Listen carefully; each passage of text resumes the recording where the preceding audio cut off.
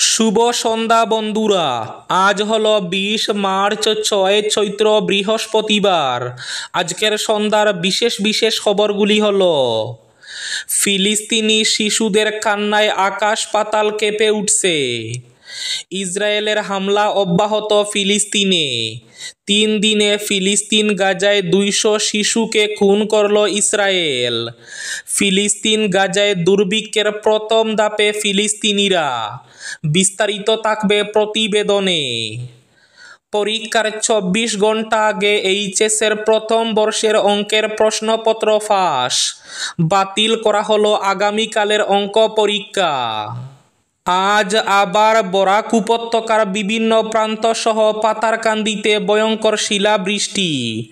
ঝড় তুফানে আজ কানাইবাজার হরিনাম কীর্তন চলাকালীন ভেঙে পড়ে প্যান্ডেল। রাজ্যে এক চাঞ্চল্যকর ঘটনা, স্ত্রীকে খুন করে নদীতে ফেলে দেয় স্বামী। চলছে তল্লাশি। রাজ্যের 35 বিধায়কের বিরুদ্ধে রয়েছে মামলা। সবচেয়ে ধনী আর দরিদ্র বিধায়ক বিজেপিরই। রাজ্যের সবচেয়ে ধনী সিরাজউদ্দিন আজমল, বরাকে সিদ্দিক আহমেদ। আগামী 6 মাসের মধ্যেই পেট্রোল চালিত গাড়ির দামে মিলবে ইলেকট্রিক গাড়ি। বড় ঘোষণা নীতিন গাডকারির। এক হাড়হিম করা ঘটনা, যুবকের সাহায্যে স্বামীকে মেরে দেহের 15 টুকরো করল এক স্ত্রী। প্রমাণ লুকোতে দেহের টুকরোগুলি ড্রামে ভরে সিমেন্ট দিয়ে সেই ড্রামের মুখ বন্ধ করে দেওয়া হয়। ফাঁপা ড্রামের ভেতরে। উত্তরপ্রদেশে মার্চেন্ট নেভি কর্মীর দেহের টুকরোর হদিশ দেয় এক রক্তী মেয়ে। শ্রীকুনায় নিখোঁজ যুবকের মরদেহ বরাকে ভেসে উঠল।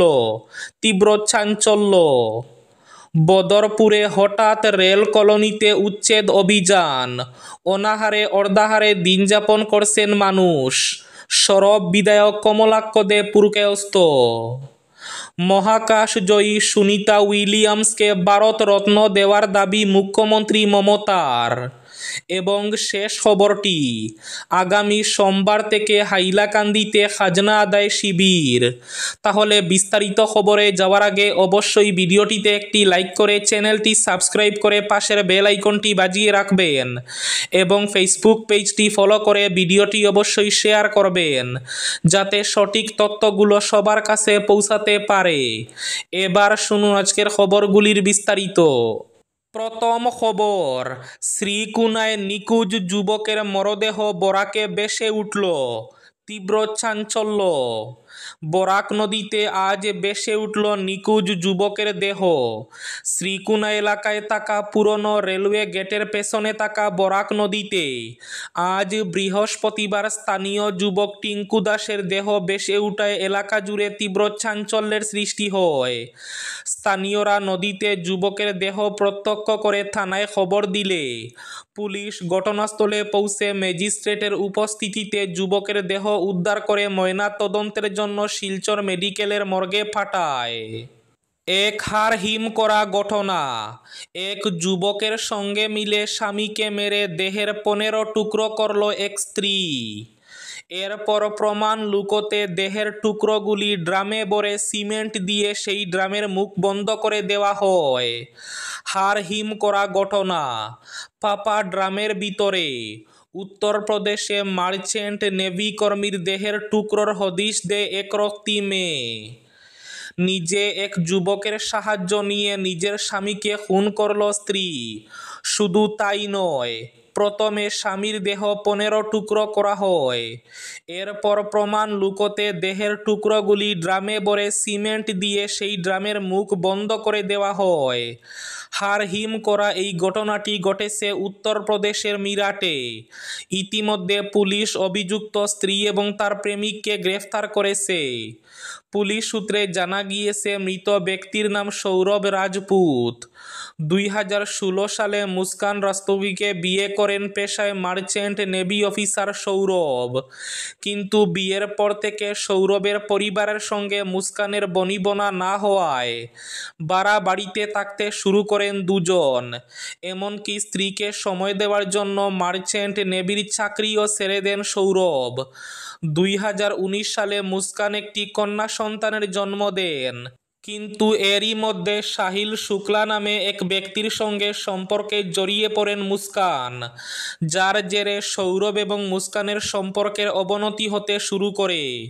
কিন্তু কন্যার ভবিষ্যতের কথা চিন্তা করে বিবাহ বিচ্ছেদের পথে যাননি সৌরভ।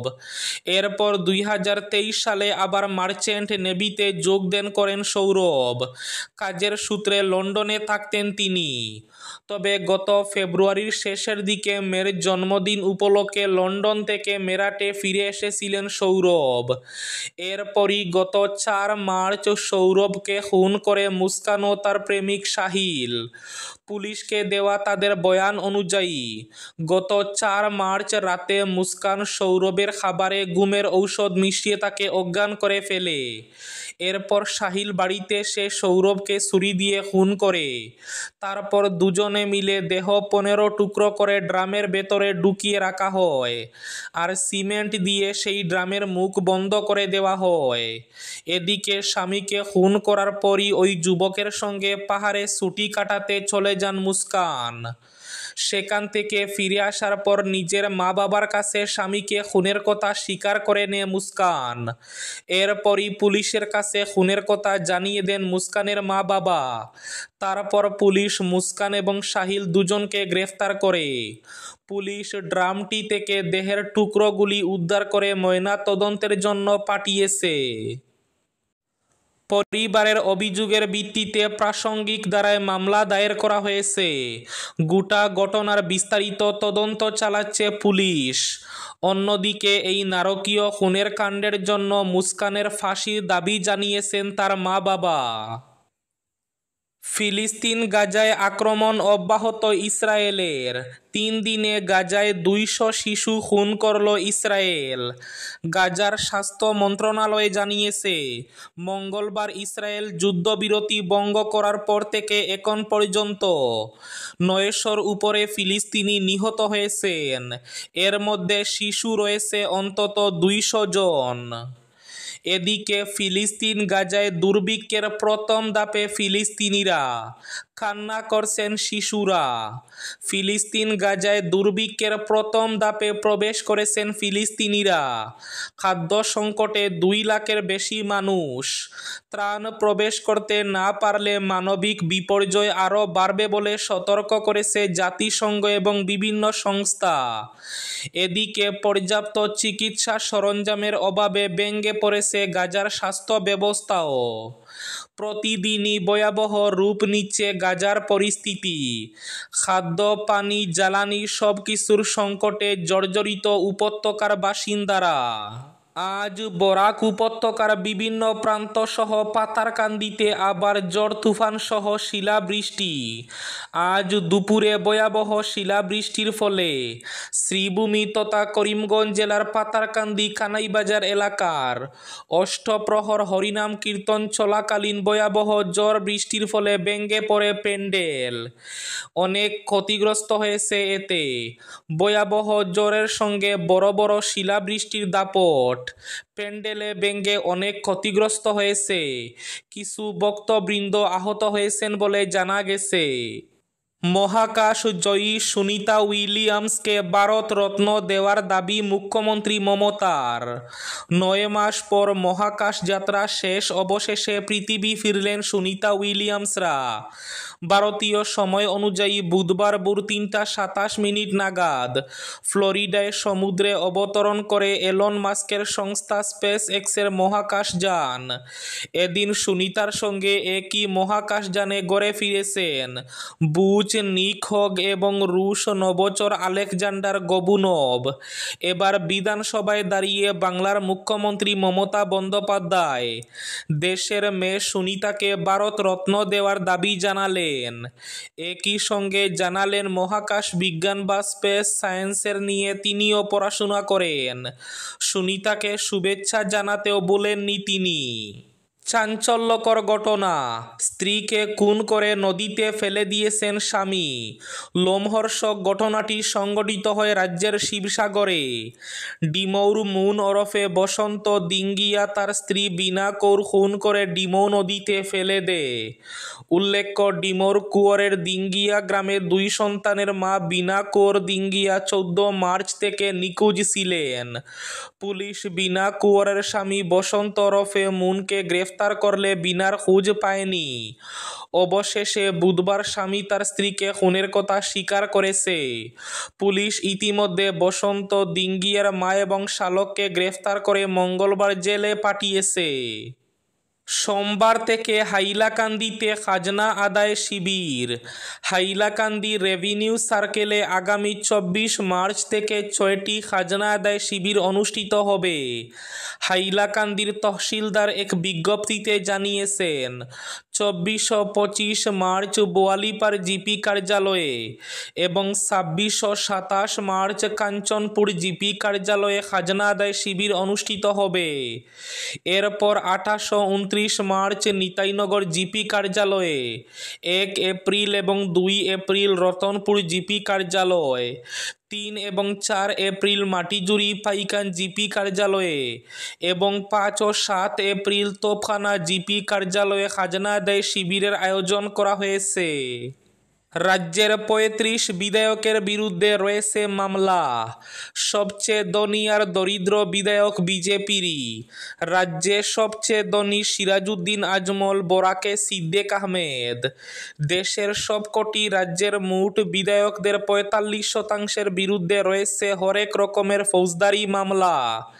28টি রাজ্য এবং 3টি কেন্দ্রশাসিত অঞ্চলের মোট 4092 জন বিধায়কের নথি খতিয়ে দেখে এমন তথ্যই জারি করেছে অ্যাসোসিয়েশন অব ডেমোক্রেটিক রাইট বা এডিআর। সংস্থাটি এক বিস্তারিত প্রতিবেদনে জানিয়েছে, 1861 জন বিধায়কের বিরুদ্ধে রয়েছে অপরাধের বিভিন্ন মামলা। নিজেদের সর্বশেষ অনুযায়ী নির্বাচনী হলফনামায় এই তথ্য দিয়েছেন বিধায়করা। এবার শেষ খবরটি, বদরপুরে রেল কলোনিতে হঠাৎ করে উচ্ছেদ অভিযান চালানোর ফলে সাধারণ মানুষ চরম দুর্ভোগে পড়েছেন। রেল বিভাগের তরফে যুদ্ধংদেহী মনোভাব চালানোর দরুন অনেক ক্ষুদ্র ব্যবসায়ীদের দোকানপাট ভেঙে দেওয়া হয়েছে। ফলস্বরূপ অনেকে অনাহারে অর্ধাহারে দিন যাপন করছেন। রেলের জমি ছেড়ে দিতে সবাই প্রস্তুত, তবে প্রকল্প গ্রহণের আগে অমানবিক উচ্ছেদ কোনোভাবে মেনে নেওয়া হবে না। বুধবার এক সাংবাদিক সম্মেলনে একথা জানান উত্তর করিমগঞ্জের বিধায়ক কমলাক্ষ দে পুরকায়স্থ। বলেন, ইতিমধ্যে বিষয়টি নিয়ে মুখ্যমন্ত্রী হিমন্ত বিশ্ব শর্মার সঙ্গেও আলোচনা করেছেন। এই ছিল আজকের সন্ধ্যার বিশেষ খবরগুলি। ভিডিওটি অবশ্যই লাইক করে শেয়ার করে দেবেন।